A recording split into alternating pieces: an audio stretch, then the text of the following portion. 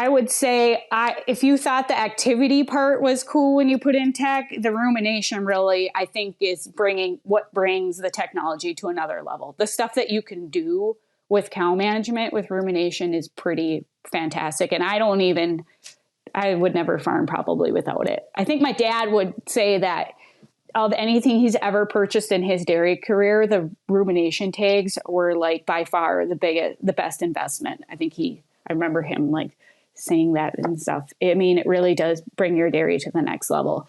And we use it a lot, both on like large group management, but we'll also use it often on individual cow management. And what it does, I think it just lets cows be cows. And like, that's the key for us.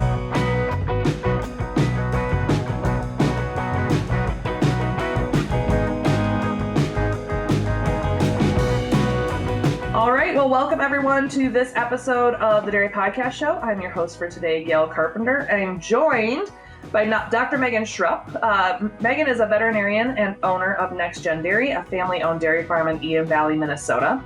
She graduated from the University of Minnesota College of Vet Med in 2011 and initially practiced dairy medicine for over 2 years.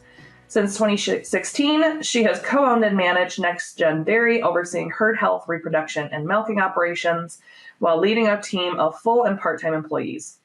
In addition to her role at NexGen Dairy, Megan operates Dairy Performance Service, LLC, providing veterinary consulting and care across various dairy farms in central Minnesota. Megan and her husband, Tim, are recognized for their active involvement in the dairy industry locally and nationally, including leadership roles within the Young Cooperator Program and their regional cooperative. They advocate for dairy farmers through legislative engagement and dairy industry leadership.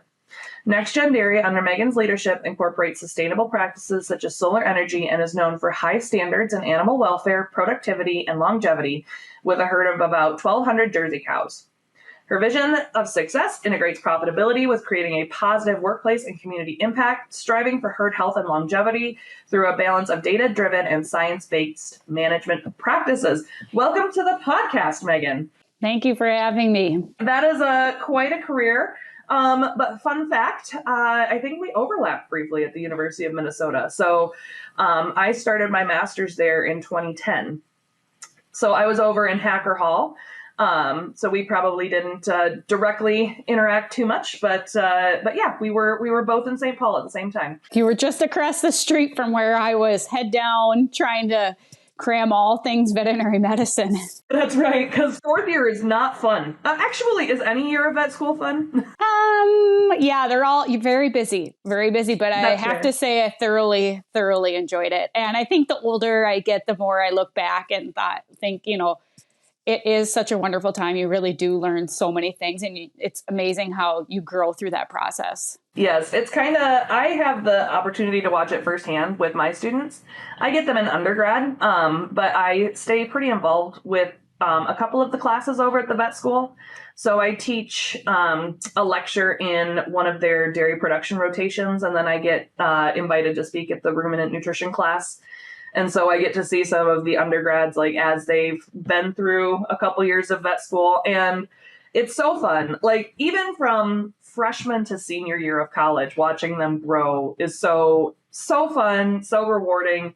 They're just like whole new people by the time they graduate. And then to go into vet school or grad school or wherever else, it's just like those early 20s are such a time for development for young people. So 100%. Yeah. Yeah. It's exciting. And did you do your undergrad at Minnesota too, or? I did. Yes. Yep. Okay. Yeah. And fun fact, I guess I actually started my college career in undergrad pursuing meteorology. So what? Yeah, I wanted to be a meteorologist forever. And my dad always thought I would be a good large animal vet. And after I started college, I came to the conclusion that cows are actually pretty cool and farming is pretty actually awesome. There's so much you can do with it.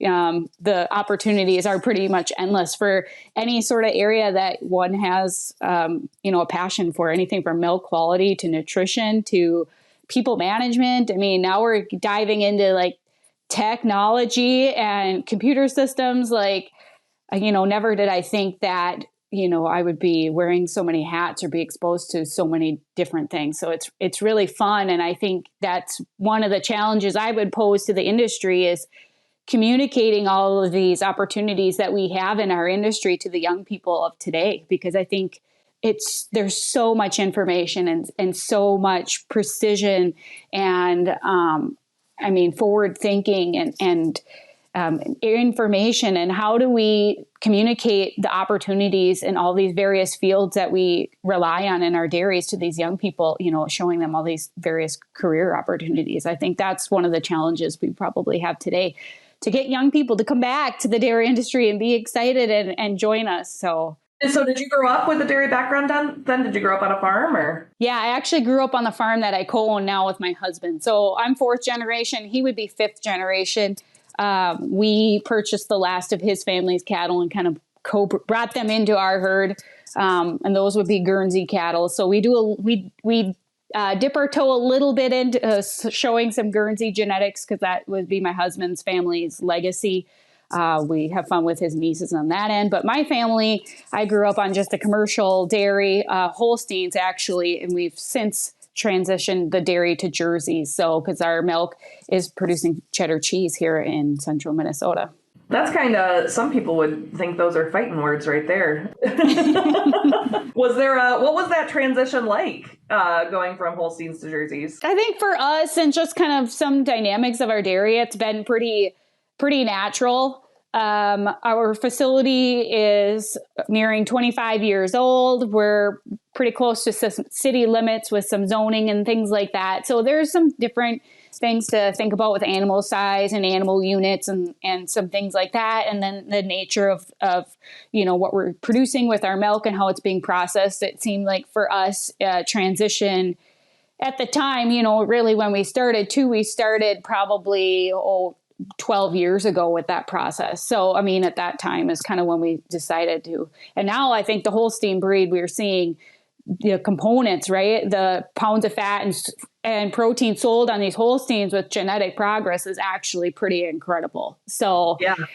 It's just amazing to see that journey over the last 12 years within the industry. We start talking about, components and Holsteins and genetics and Jerseys. Yeah, it's pretty incredible. So, but that's a path we're on. So did you just start breeding to Jersey semen, or did you buy in any animals or embryos, or how did you guys go about doing We actually expanded our dairies at that time. And so we had purchased a whole bunch of Holstein Jersey cross cattle, and they came with some purebred Jersey cattle. So in the expansion process, we kind of purchased some of those cattle. And then after having them for 5-6 years, we just kept breeding to Jersey as well. So we do still milk Holstein cattle. One of the foundations for our herd and one of our goals is to milk older cows. Longevities and health are important to us. So we still milk some Holstein cattle.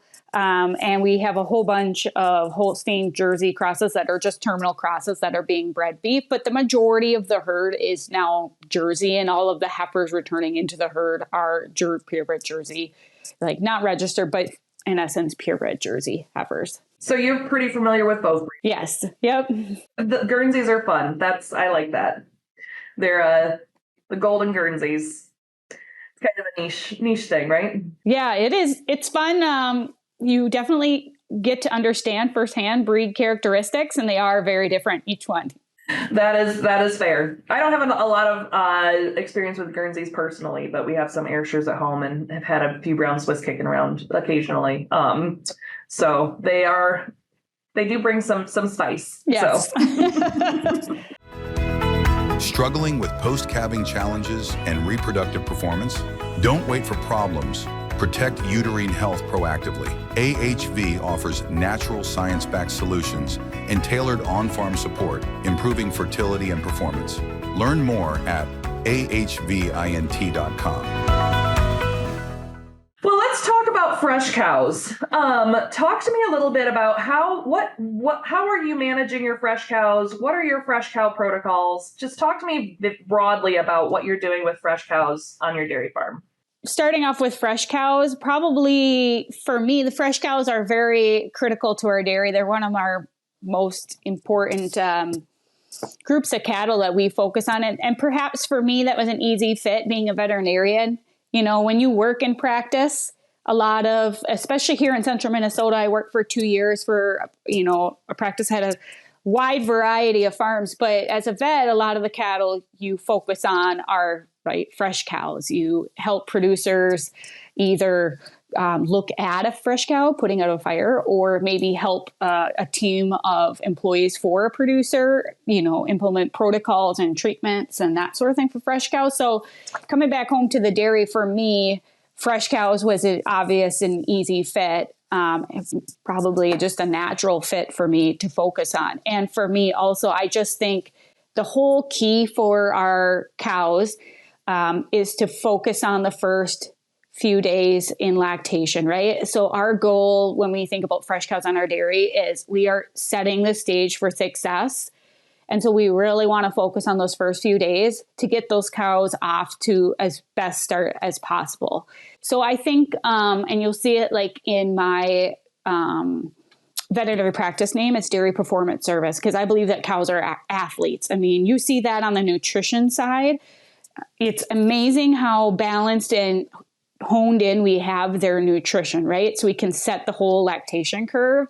And I would equal that and add to that is what Fresh Cow Care is about setting the stage for the whole lactation curve, right? So we want to get these athletes coming right out of the gate. I think of it, picture it as a racehorse coming out of the gates at a racetrack. The genetics that we have today and how we've bred these cattle are just, it's unbelievable what they really can do. But oftentimes what our limitation is in the dairy industry is management, right? The genetics are there. We can get feed there, but it's the management. So how do we manage our fresh cows? Or when I look at that with my team, or what are we doing in the first few bits to set these cows up? So right after they calve, they're like a racehorse coming out of the gate, and we can maximize our peak production, maximize our genetics and health over the whole lactation curve. So I kind of think of it as the whole lactation by focusing on the front end of fresh cows. And when you get into that, then you can start looking into, well, it's maybe not just the first 3 days, right? So we're moving beyond looking at, okay, then what does the pre-fresh pen look like, right? So you start adding all these kind of little areas, but the whole key in mind is getting the cows calved in and taking off, right? So all of the things that would factor into that. I always say when I'm teaching introduction to dairy nutrition, I say that cow in peak performance is the metabolic equivalent of running a marathon every single day, right? And they have to go from basically on maternity leave in the dry cow pen to all of that metabolic output.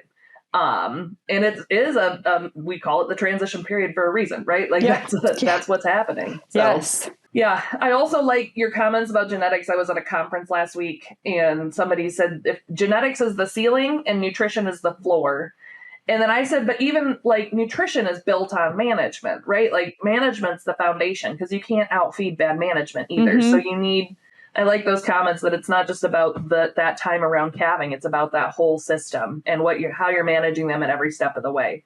100%. And a lot of times too, we got to sit and think about there's so much that goes into managing these cows and protocols and stuff. But a lot of times we need to figure out okay, what is our biggest single limitation, right? So with management of fresh cows, when we think of on the dairy, of two things that I always try to keep in mind. One is our biggest limitation oftentimes on any dairy is time, right? So time with my employees have, management time that I have, the time that the cows have, how are they spending their time? I try to keep time in the back of my mind. And then I try to keep it back of my mind always a mentor of mine going to the University of Minnesota was Dr. John Fetro. And he has always talked about bottlenecks, right? So what is the biggest limitation to our success, right? So we could go through a lot of different things that we can all implement, right? But we need to figure out what is the biggest limitation? What is the biggest bottleneck, and solve that first. So then do the second one, right? So we try to always figure out those two things. And that's kind of where the fun is, right? Working with a team and figuring that out. I like that framing. Bottlenecks. I read a book a while ago. It's called Quit, actually. Not the sexiest title, but one of the things she talked about in the book was if you have to train a monkey to juggle while balancing on a pedestal, your natural instinct is probably to build the pedestal first. But really the thing that's going to hold you back is if you can never teach the monkey how to juggle, right? So, it's kind of like, what is the thing that's going to hold us back? And sometimes there's low hanging fruit that might be distracting from what the actual biggest impact things are. Exactly. It's easy to add a product, or it's easy to buy something, right? And it doesn't even matter if the cows are being locked for 2 hours because they all got to get fresh cow exams, right? Right. So it's like, we got to figure out, what is the bottleneck that needs to be resolved first. Then maybe it's the fresh cow bolus, or then maybe it's the thing, right? Yeah. So, yeah. One of the things we wanted to talk about today is technology and how we can use technology to measure fresh cows. I know you mentioned all those lockups, right? I know some of these technologies make it really easy that we can avoid doing some of that and not having cows locked up as long, or not needing to be as hands-on because we have some of these technologies available. So how are you using technology to be able to manage your fresh cows? Yeah, that's a great question. We've had tech in our dairy since 2010. And in 2010, we put in individual cow sensors for heat detection in our heifers. That's kind of how it started. And then cow ID, heat detection in the cow herd, cow ID in the parlor, individual milk weights, that sort of thing. In 2018, I really wanted to go to the next level, and I really wanted rumination. So in 2018, we put in some ear tags to do rumination as well as heat detection. And then in 2021, I believe, we decided to upgrade that system to NEDAPS collars.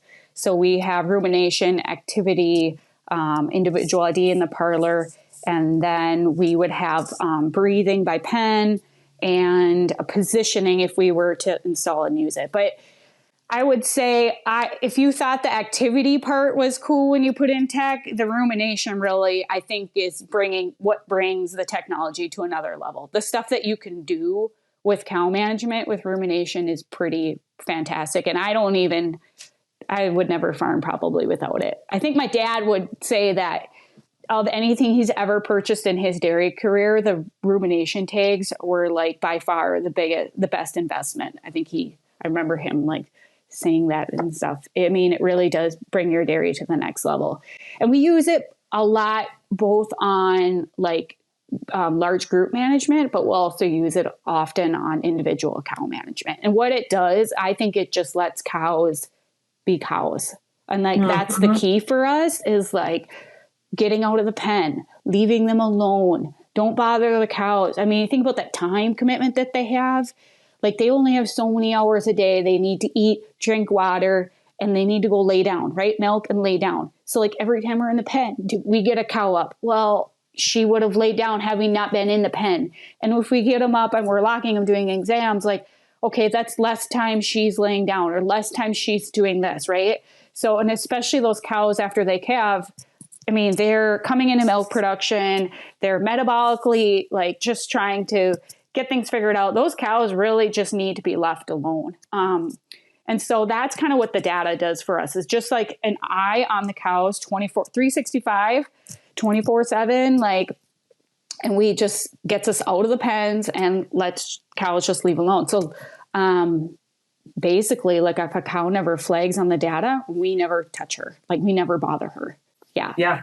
We don't lock. That's such an overlooked, I think maybe overlook's wrong, because I think a lot of people are catching on to this, that you want to have control over the fresh cows, right? For a long time, we were yes, let's be checking these cows. Let's be really proactive with getting, doing exams and all this. But you can be too hands-on. Mm-hmm. And so that's really, I think, the beauty of a lot of these technologies, is that you can still have that same level of control. You can still be monitoring everything that you want to monitor and make sure that you're there when a cow needs you to be, but not without having to be physically locking her up, physically manipulating her. I never had kids, or haven't had kids yet. But I have had friends who have had kids, and I know right after you have a baby, you don't want to go to a doctor's appointment every single day, right? You want to be able to just chill out for a little while. And I think we forget that when it comes to, not that we're trying to do harm by doing this, but I think sometimes out of an abundance of wanting to do the right thing, we might actually do more harm than good. Well, and I would argue too, like, so in practice, years ago in vet school, we were taught to do a fresh cow exam, right? Check temperature and for ketosis and, all the things, right? Do the full exam. I would argue that if her eating time is good, do we even care if she has ketosis? And I think there's some research coming out now on that it's maybe okay that these cows are ketotic, right? Before we were doing this whole exam to try to find these ketotic cows, and then we were doing all the things, right? Because they had ketosis. But now that I have the data, right, and I can see that her eating minutes, right? So when we look at our fresh cows, I don't use rumination. I actually use eating time because I like to see like how many minutes are cows actually intaking feed. Is feed going in, right? Because if feed's going in and the nutrition is right and the ration is mixed right, they should ruminate, right? So if that's what we use, we actually use eating time. We use the change in eating time from today, from yesterday. And is it increasing and what level is it at? And if that's fine, like, I don't really care if she has ketosis. I could care less. Yeah. But if the eating minutes change for a little bit, okay, then that's the time where the cow is telling me, okay, then we intervene, right? Mm-hmm. So, but yeah, I think that's a big difference too. Like, I don't even temp a fresh cow ever unless her eating minutes are not good. Yeah. Yeah. So, and same thing too, like day 2, like day 1, where was she eating? Day 2, post-calving. And when we do look at NeedApp software, it's pretty neat. It gives you like a daily graph of like a line graph, but also on the bottom of the page, there's like I think it's a 48-hour bar. It's like a line bar, and you can see like real time, like at 2 a.m. they ate, and that what they're doing is color coded. So like eating would be like a dark blue, ruminating's light blue, lying is gray, whatever. So you can see when you see eating at 2 a.m. she ate, but it'll stay blue till she changed to a different activity, and then the color will change. So not only do we first few days of calving do we look at eating minutes, but we look at length of eating bouts. Mm-hmm. So did a cow go and ate? She had these really nice long eating bouts. That's fantastic. Or are we getting this where she went to the bunk and she ate like 2 nibbles and went and laid down, and then went to the bunk, ate 2 nibbles. I mean, that's where we're looking for variation in that, and then working on that to maximize fresh cows, if that makes sense. I'd like to pick your brain about this a little bit more because I've dabbled in some feeding behavior stuff. And one of the things that we know is that eating time, minutes eating, can be based on a lot of different things. Some of those include how often feed's pushed up, stocking density. So if you're overstocked, you might have some cows that are eating for a long time and others that aren't. And the other thing is sorting. So cows that do more sorting have more eating time than cows that don't. So I'm coming in like, from having to, me up in my ivory tower, writing papers and doing some of this, controlled data collection, but you're coming at it from okay, this is what I do every day, like boots on the ground. So how does that look in practice? Like what do you keep the stocking density of your fresh cow pen? Do you what are you doing to control sorting? How often are you pushing up feed? Go. Yeah. No, that is a great point, because I think what we have to remember, like, even though we have this new tech, right? There's a lot of foundational basics. Like, we have to remember that there is a lot of foundational practices that were created for a reason. We do not overstock our fresh pen. So we have a second hospital parlor where we milk treated cows, fresh cows. It's a small group. They go there after calving, and then we move them out of there to their herd pen. So they get one move when they calve, second move to herd pen. Then they're in herd pen till they dry. So we minimize moves, right? We do not overstock the fresh pen. So we have a certain amount of stalls. Maybe if it's extreme, we stock 1 or 2 stalls over. And we have no headlocks. We just have a rail. So that aids us a little bit. But we have stalls. So we do stocking density so everybody can lay down in the fresh pen in the evening. Feed pushed up. that pen there is kind of in the central hub of the dairy. So that feed and that pen is really watched. We actually will top dress hay during the middle of the day on that pen. So we feed a TMR, and then we actually buy really nice soft alfalfa hay just for the hospital cows. And when the pen is cleaned, the pen's cleaned 3 times a day when they milk, but during the middle of the day, we milk that pen twice, but the pens are cleaned 3 times a day with the front parlor routine, if that makes sense. Those cows have to get up in the middle of the day. It's a great time. We push every cow to the bunk and we top dress grass hay. So everybody gets pushed. So nobody, like all 12 hours, they could lay all night, right? But during the day, they can't lay in their stall. If they feel like crap, they can't lay in their stall all day. Like somebody goes and gets every cow up and pushes them to the bunk, and then you watch them there eat too. So, but that little bit of hay really makes a difference. But yeah, we can't forget those basics. Like you cannot, eating time and like tech will be great. Yeah. But like we talk about bottlenecks, right? Like overstocking your fresh pen is probably a big bottleneck, right? Especially if you have a whole boatload of mature cows and you're throwing in fresh heifers or, Absolutely. Stuff like that, or mixing your feed and not having enough fiber length on there too, like 100%. And as soon as a mature cow is eating well, she could be 2 days fresh or 3 days fresh, and she is taking off like a rocket ship out of the pen, because those are the cows that will run around and push on the cows that aren't feeling well or need a little bit more care. So it's a little bit more of a management. It takes more management, but like I said, we kind of keep it in the central hub of the dairy, and knowing that that is kind of the center of our focus, because we want every cow, as much as we can, every cow to take off as best that cow can. I really appreciate, I know that some people don't agree with the top dressing hay because of, it's rumen fill and whatever. I personally am a big fan. Worked for a dairy that as soon as a cow wasn't feeling very good, just put a little bit of grass hay on top, right? It's, it buffers, it gets them chewing. I think 100%. It really helps settle them. Yeah. Yeah. And I have to, so much too. I think we're farmers, we're caretakers, right? It's husbandry. We know cattle as farmers, and veterinarians, like you're in the pen and you cattle, you work with them every day. There's something too, I think, about some fresh cows. I think they get depressed. And I think there's something, cows love eating grass and long stem hay. I think there's something to that.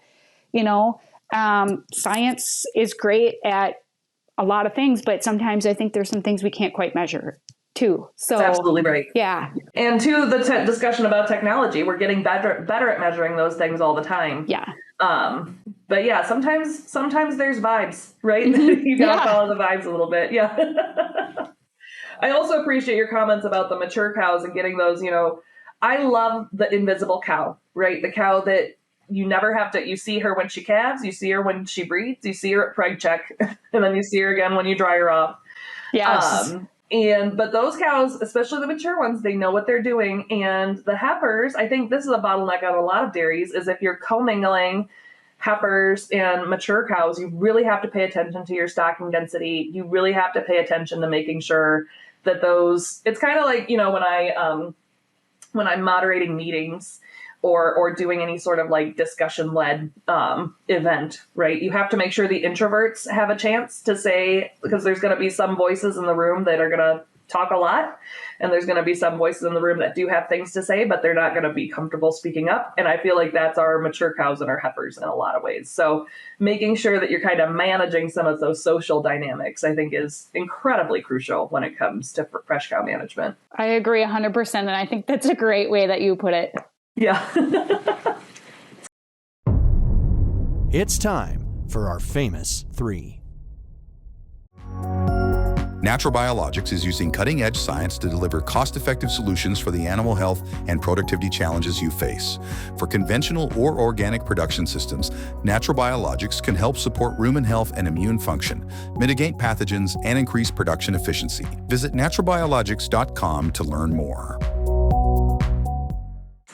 Well, unfortunately, I'm really enjoying this conversation, but it looks like we're getting towards the end of our time to chat. So, do you want any last words, any last bits of wisdom that you want to share with our audience, or if they want to find out more information about your dairy or what the stuff that you're working on? Is there anywhere that they can find more information about you or your veterinary practice as well? Yeah, I guess you could probably reach out to me. I guess I'm a little old school. Facebook, Instagram. I don't have a LinkedIn. I'm just kind of on the dairy, or it's such a small community as well. People usually know somebody that knows somebody to get a hold of me as well if anybody had questions or wanted to know more. But I just think that where we're going with the industry, with the tech that's coming out, and there's some new things coming in the pipeline and what we're able to do, I think that, look out, dairy coming here in the next 20 years, we're going to really be able to do some interesting things, some really cool stuff. I'm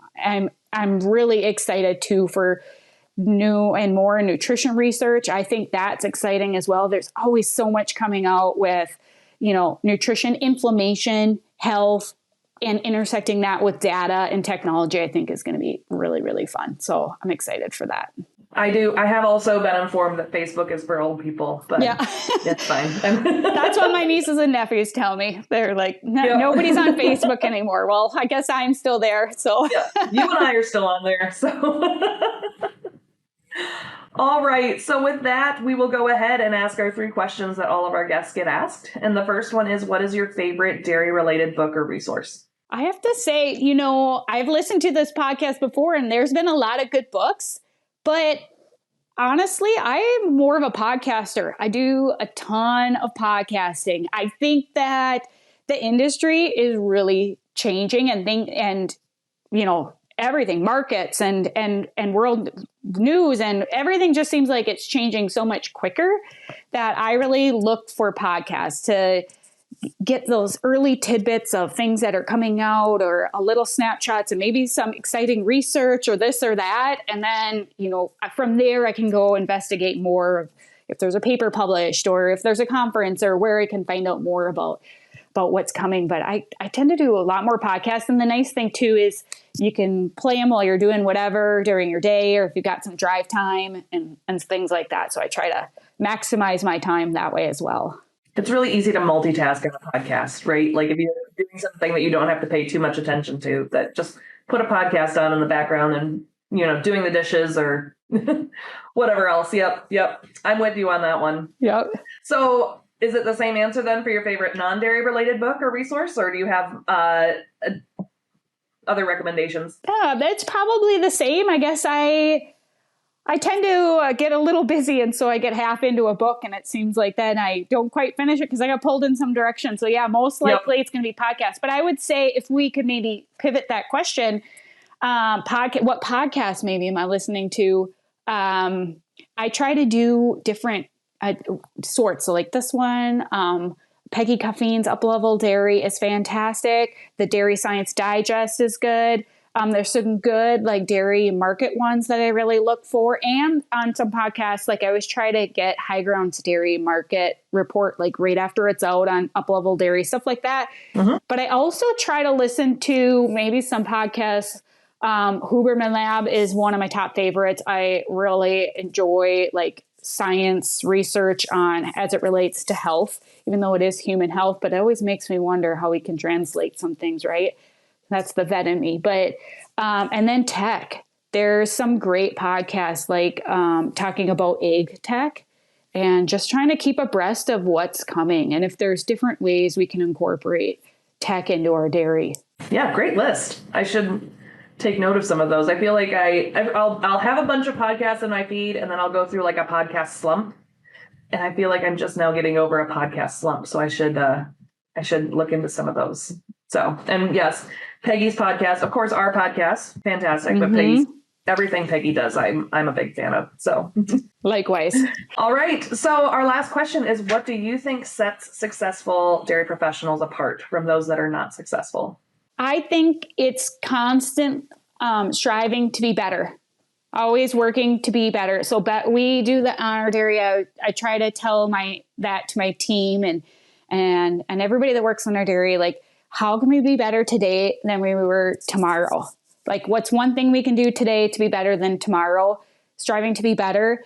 And in that, like, also, I love this quote from Rick Rubin, but meaningful innovation comes from being open, aware, and willing to envision what does not yet exist. Yes. So oftentimes I think on dairies, we get stuck doing things because that's the way that we've always done them. So is there something we're doing? Do we need to do that? And I try to think of a lot of the really, really basic things too, you know, like, do we have to, why are we doing things this way? Do they have to be done this way? And just keeping that in the back of your mind, you know, not always getting set in that, you know? So yeah, like, you know, pen moves, you know, thinking of getting rid of pen moves. Well, cows always have to go to a breeding pen and then they have to go to a pregnant pen. And really, do they on our dairy, and you think of it in the sense of your dairy. So like for us on our dairy, do they have to do that? Yeah. No, they don't. And how much time are we spending moving cows? And what's the ramifications of the social reorganization? So trying to keep things like that in mind. So being better and what are we doing what we should be doing, not because we've always done it that way. I really like that. I feel like everyone hates being told we just do that because we always have a visceral reaction. Well, that's just how we've always done it. Like, nobody likes to be told that, but how often do we have like internalized without even thinking about it? Yes. Oh, that's just how I've always done it. Instead of actually questioning, could I do this differently? Why am I doing it like this? I really like that perspective. Yeah. And that's why I love having like new people or new team members, you know, I always try to get them to be like, okay, this is the goal. Like, how would you do it? Or because oftentimes somebody with a different perspective than me will say like, let's try it like this. And I've never even thought of that. Yes. Yes. Well, with that, I think that brings us to the end of our conversation. I really enjoyed the opportunity to chat with you today. Hopefully our listeners enjoy it as well. So, thank you very much for your time. And thank you for those of you who stuck around to listen. Yeah. Well, thanks for having me. It was fun. And I hope somebody takes away some sort of tidbit that makes them dairy or helps them out. And if that happens, then this was like success. I'm sure they will. All right. Thank you.